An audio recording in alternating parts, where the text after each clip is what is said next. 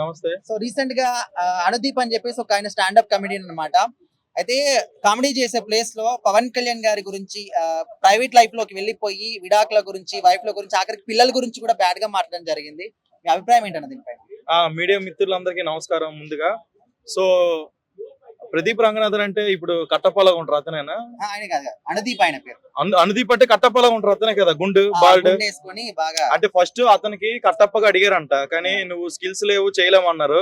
So అది అయిపోయిన తర్వాత ఏంటైందంటే వెన్నుపోటు పొడిచారు కదా, ఆ వెన్నుపోటు పొడిచారు అనేసి కొంచెం మతి స్మితి మారిపోయింది అనమాట. ఆ మారిపోయిన తర్వాత ఏం చేయాలో తెలియక ఓ స్టాండప్ కమెడియన్ అయిపోయారు. మరి అంటే ఏదో ఒకటి చేయాలి కదా, బతకాలంటే ఏం చేయాలి? కృష్ణకాంత్ పార్క్ వచ్చి గాలి పేల్చాలి. అతను బతకాలంటే ఏం చేయాలి?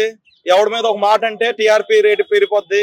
అంటే ఇప్పుడు కామన్ మ్యాన్ నేనే ఉన్నాను, నేను ఒకటి తిరిగితే ఫేమస్ అవుతానంటే ఇక్కడ కృష్ణకాంత్ పార్క్ నేను అందరికీ తిట్టేసి నేనే ఫేమస్ అయిపోతాను.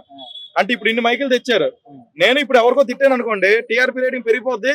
రేపు పొద్దున్న ఎక్కడ ఉన్నాడని ఎంట పెట్టి కొట్టడానికో లేకపోతే పొగడ్డానికో దేనికో దానికి వస్తారు. బట్ అది ఒక ఫ్యామిలీ విషయానికి వెళ్ళడం అది కరెక్ట్ కాదు.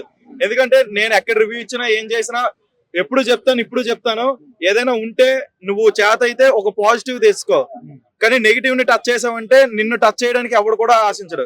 సో ఇదే మీడియా ఎదురుగా నేను చెప్పింది ఏంటంటే, నాది లొకేషన్ ఇక్కడే, pillar number 1495 Madhura Nagar. Studio కూడా ఓపెన్ చేస్తున్నాను, రా, నువ్వు వచ్చి నాతో కూర్చొని నీకు పాడ్కాస్ట్ ఛాన్స్ ఇస్తాను, నువ్వేంటో అక్కడ మాట్లాడు.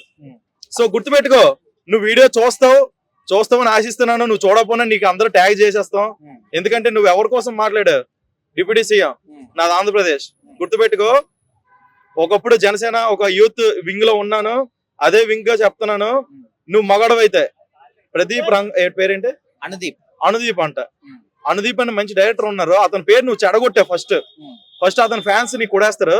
ఆ తర్వాత మా డిప్యూటీ సీఎం గారు ఉన్నారు కదా, రూలింగ్ లో ఉన్నారు, అతను జస్ట్ ఒక చిటికీలకు వేసారు అనుకో, నువ్వు ఎక్కడ ఉన్నావో కూడా నీ ఎముకలు కూడా దొరకవు. ఇదే చెప్తున్నాను.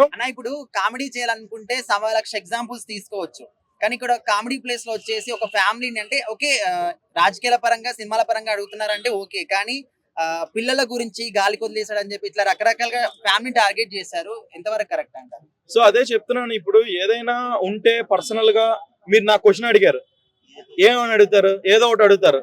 అడిగితే నా కోసం లేకపోతే వేరే వాళ్ళ కోసం. ఇప్పుడు మీరు వచ్చి నా వైఫ్ కోసం అడిగితే ఎలా ఉంటది? ఈ మైక్ ఇక్కడ ఉంటది, ఆ తర్వాత ఎక్కడ ఉంటుందో నాకు తెలియదు. అంటే అది ఓన్లీ ఓపెన్ ఛాలెంజ్ అని నేను చెప్తున్నాను. ఏదైనా నీకు నాకు ఏదైనా ఉంటే నీకు నాకు మధ్యలో ఉండాలి. మనకి ఈ మ్యాటర్ లో పడకపోతే ఈ మ్యాటర్ వదిలేయాలి. అల్లు అర్జున్ గారు చెప్పినట్టు నీకు నాకు ఈ మ్యాటర్ పడలేదంటే ఇక్కడ వరకే, ఆ తర్వాత మనం ఒకటే.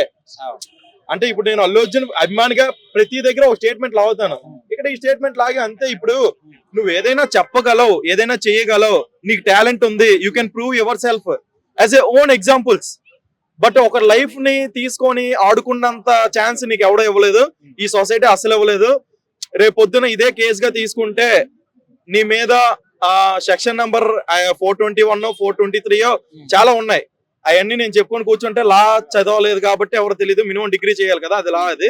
సో అలాంటప్పుడు మీరేంటంటే, నువ్వు ఏదైనా ఒకటి చెయ్యాలి చెప్పాలి అనుకునేటప్పుడు ఒక రియల్ టైమ్ ఎగ్జాంపుల్ తీసుకో, ఒక సినిమా తీసుకో, ఓ సినిమాలో కామెడీ సీక్వెన్స్ తీసుకో, అది చెప్పు. కానీ నిజ జీవితాల్లో వేలెట్టి కెలకాలి చెయ్యాలి అంటే తెలిసిందే కదా, గబ్బర్ సింగ్ ఆ గెన్న తీసి ఎక్కడ ఉంటుందో తెలియదు నాకు, కనిపించిన తర్వాత ఆ తర్వాత మనం ఏం చేయలేం. ఎందుకంటే జాగ్రత్త ఉండు, ఇప్పుడైనా జాగ్రత్త ఉండు, ఇప్పుడైనా మేలుకో. ఇప్పటి వరకు కామెడీ చేసావు కదా, అదంతా పక్కన పెట్టి ఇప్పుడు కొత్త లైఫ్ స్టార్ట్ చేయి. అందరికి మీడియా ఎదురుగా వచ్చి ఓ ప్రెస్ మీట్ పెట్టి, నీకు అంత ప్రెస్ మీట్ అంత సినిమా లేదులే, నీ దగ్గర రావడం మైకే తెచ్చాడు.